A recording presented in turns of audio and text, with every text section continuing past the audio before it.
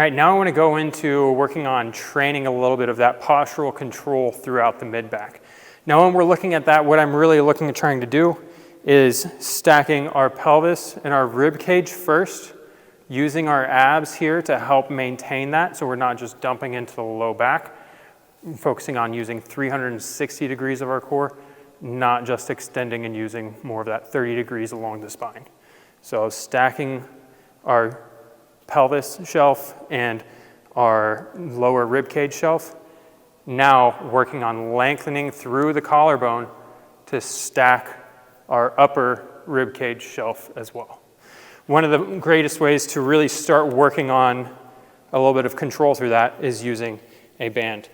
I can just come here, stack my pelvis, stack my lower ribs, lengthen through my collarbones, and be able to focus on my breath. So here we can go, I don't necessarily like to hold for a set period of time. I like to go based off of a breath count. Nice, easy breath in through the nose. You should feel that expand into your abs that are already working a little bit. Blowing out the birthday candles as we breathe out.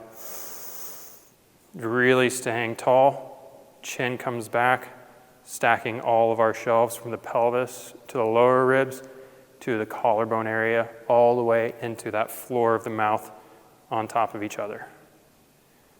That just helps to create a little bit of a challenge, a little bit of intensity for us to be able to feel that activating. I can already feel a little heat there in between my shoulder blades. Now we can start working on strengthening it and increasing some of the complexity of movement by taking a weight, doing something like our farmer's carry. Once again, I should feel my belt buckle up towards my belly button slightly, ribs stacked over top of that, and then lengthening the collarbones, and then start becoming more dynamic. Now, as I walk, the bells are gonna swing, and that's gonna make me, that's gonna provide a little bit more challenge for me to control my posture. Turning around, once again, the bells start to swing a little bit, and resist that, staying nice and tall throughout the mid-back without losing the abs and really dumping into the low back. All right, so one of the other ways I really like to work on that postural control through the mid-back is using a jump rope. This is also fantastic for my injured athletes who have been runners in the past, and a lot of times they are trying to get back into running. So not only can we work on that postural control through the trunk, but we can also work on starting to load the tendons and the ligaments of the foot and the Achilles and the calf to help start to increase some resilience.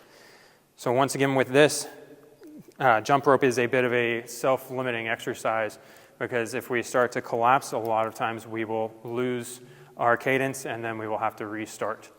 So right here, staying nice and tall. And as I'm going through this, it works on my ability to be able to maintain that postural control under a quick load as I'm really hitting that gravity as the feet come down. So really resisting that compression through here. And also it starts to really work on that cardiovascular fitness and really being able to harness this skill with a higher heart rate.